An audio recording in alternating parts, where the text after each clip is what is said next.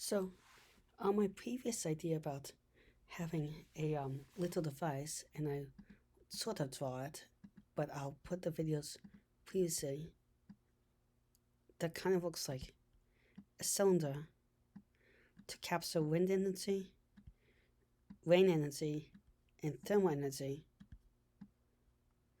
all in one little device.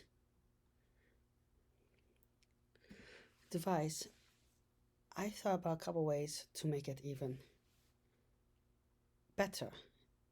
Not a lot better, but a little better, and places to put it. One is to put a piezoelectric device in the blades of the fan. So piezoelectric devices can convert vibrations and motion into electricity, particularly vibrations. They're better at small scale vibrations that generators can't handle, or that you don't have to have gears and stuff, but they're not very efficient in general compared to a good one. But what they could help is with the raindrops. Some of this I made it so it turns a turbine, but some of it's not going to turn a turbine, and it's going to be intermittent, and that will just recover a little bit of the energy. And I'll give it about at max maybe a at max a 10 or 20% increase, but even a few percent is worthwhile. However, what it will do a lot more is reduce wear from vibrations and mechanical things. It could also reduce. You could also put these devices near highways or airports or train stations to capture some of the incoming air and noise from all these devices that are passing by. These incoming devices that are passing by can produce a ton of energy, and we've shown that. There's another company that I'll try to put the links below that have shown that if we put a bunch of these vertical ones, not the ones I designed, which I think will be more efficient, near a highway, you could power up several homes and all the street lamps for the highway. This way of recovering some extra energy. And that also would mean a backup battery source better, because people can also drive in bad weather and everything. So more continuous.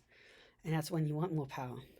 Airports would probably even be better than if it's busy than a highway, because those airplanes, boy, do they waste a lot of energy. You can look at a single airplane can easily, they've shown in Mythbusters, blow over whole entire buses and stuff. And they also produce a lot of sound, which these devices could all help get rid of in residential neighborhoods. In fact, they could get rid of better than big sound walls, because they're actively turning it to something else instead of just reflecting and diverting it and trying to absorb it. So they could be put in train stations and subway stations next to them. And all this noise reduction will just make the whole neighborhood much, much, much, much more friendly. Another thing I think this could be used for is if you have one that's either transparent, unlike the black ones, those are all ones, or it's only transparent to certain wavelengths of light that crops don't grow. You could have these above crops you're growing to really double use the farmland, and you could grow crops, and you could use this device.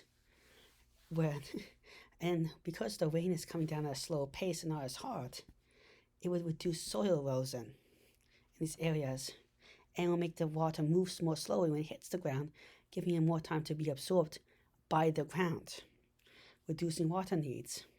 And you could also use it to trap some of the water back up, and kind of like a little bit of a greenhouse effect. Not a major one, but a little bit. And then you could use the power to power farm nearby houses, or even make light to grow plants better, because plants only grow certain subsets of light better. Another idea is you could put fluorescent chemicals in it, or phosphorescent chemicals in it, or dyes that convert the light that plants can't use into light they can use to make it more efficient. And bypass the electric one. What's more efficient? Which one is more efficient is highly dependent on the law of conditions. Theoretically, light to light is more efficient, but there's a lot of the dyes we don't have are not very good. Another,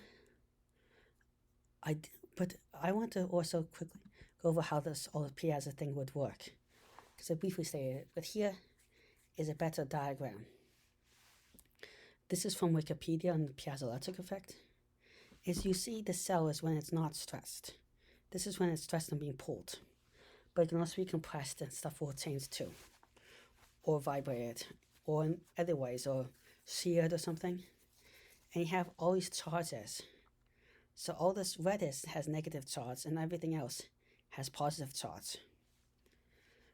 What happens is stuff moves in different paces. So when you stretch it, the positive charges move a lot more easily than the negative charges, and also they move in a certain direction and move more up, and that kind of causes them to make a charge separation, which can cause a current and pull stuff with it, powering the device, and then you can swing it up and down, and that can cause a repeated one. And with a different in symmetry, the important thing is they have to have not pulled symmetrically, which you see here where it's not symmetric, that the black ball goes up more, is that repeated can cause it to flow in a particular direction at charge separation and power the device or act as an amplifier.